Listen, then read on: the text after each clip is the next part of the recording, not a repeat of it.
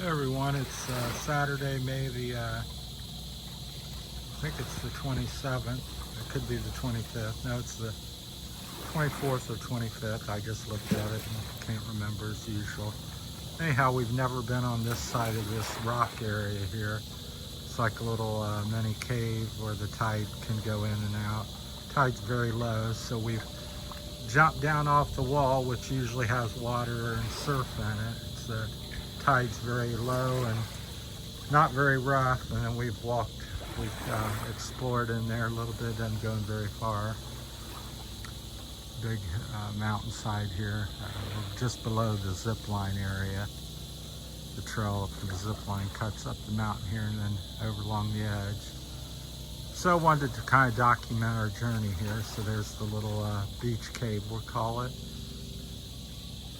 Kind of pan around, trying, my hands are kind of slick. Don't want to drop my camera in the water, although it's supposed to be somewhat waterproof. So that's the view to the ocean. There's a big rock. For the last nearly 3 months I've been here, I've walked to that edge, and that's it. But supposedly around the point, about a half a kilometer or something's another beach. I doubt that we'll get there tonight. It's already around 4:30, 5 o'clock. It gets dark around 6:30. Plus there's a chance of a thunderstorm. But it's quite beautiful. The water's really pristine here. As far as I'm concerned, very clear looking. You can see down, I would say a minimum of 9 meters, or not 9 meters, but 3 or 4 meters, maybe more, but you can kind of see here, even though it's cloudy, you can kind of see the bottom, and the bluish white part is the sand, so it makes the water appear blue and champagne color. That's what does it. And if it's dark looking, then it's usually got some algae or seaweed or rock or something dark. But wherever it's sandy, it's like a swimming pool. You can wade or swim around the rocks here. I would not suggest it when the waves are 2, 3, 5 feet high, because it would injure you quite quickly, I'm sure, unless you know exactly what you're doing. Because it'd batter you up against these rocks, and they're pretty sharp. They're like old lava rocks. But we may, as soon as I'm done filming with this, we may, that's Michelle there, contemplating life. We may try to go around there. I have my wallet and phone, so I don't want to take a chance in the water, because there's some little deeper holes along the rocks. So may go 1 meter and turn into 3 to 2 or 3 meters. Not too hard. Also, some young boys look like they're about 10 or 12. They were come around here, and they're over there now on the side. I guess they're fishing. One of them's kind of doing what he does. They waded all the way over and then swam a little bit. But back there's where we come from, Sabang. That's where we're at, in case you don't know. Palawan, Sabang area, Philippines. That's the mountain that we stay at in the Sabang. So we've hiked up one beach, down a road, out to another beach here, come over all these lava rocks as far as I'm concerned. Someone else can correct me if I'm wrong. And since it's so low, the water is very warm, even though it's cloudy and not had much sunshine or heat. It's still 80 some degrees out, and the water feels like it's close to 80 as well to me. 79 to 85 maybe. It's hard to say. It's pretty warm. So quite beautiful. It'd be a great little swimming area here. It's a lot of a sandy bottom and not many rocks in this area. Between that rock and this rock, there's none.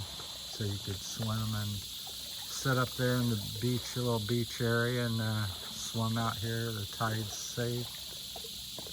Now the other one we normally go to, it's a little deeper. I'm sure this one has some deep spots as well. but the tide's like, I'd say nearly a meter and a half, 2 meters down from where it will be in a few hours, probably again, 6 or so hours. All right, hope everybody's doing well out there. Haven't been over here because they, as I show you the view here, haven't been over because they've shut down the one little foot trail, and out of respect, we could climb her over it or around it or go through it, but to the owner, we just kind of stayed out because I think somebody, or the cow damaged his banana crop. So he had some bananas he had planted. They're about a meter and a half, 2 meter tall, and somebody broke several of them over along the trail, so he quickly cut some trees down and fenced that off, so we've not been coming through there. So we hike around the rocky point or down the road.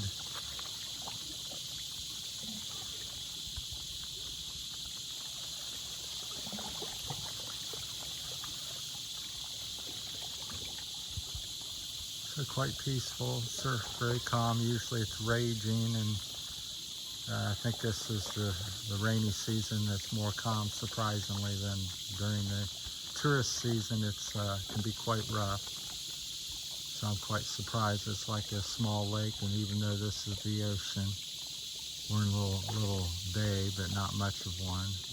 But it's more like a lake today, which has been like for about last month or so. I haven't seen more than about a foot and a half wave. Today they're inches tall. There's some of the clouds from some of the nearby showers, and there was like a little thunder shower or something on the radar, but it comes and goes. There's some beautiful sailboats out there. If you look real close, I'll try to pan in for you. They've been here for about 3 or 4 weeks as far as I know.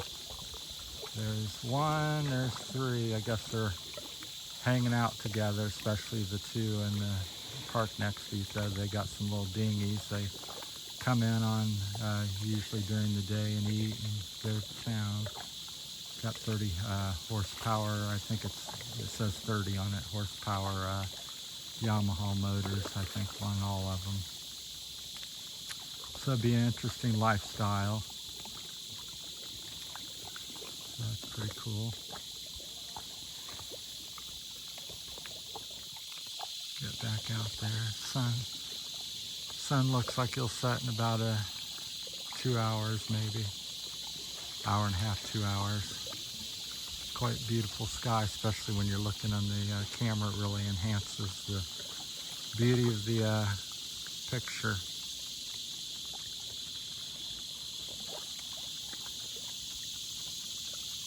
All right, that's about all I know. I may tempt myself and jump in here before all said and done, so, because it's extremely warm.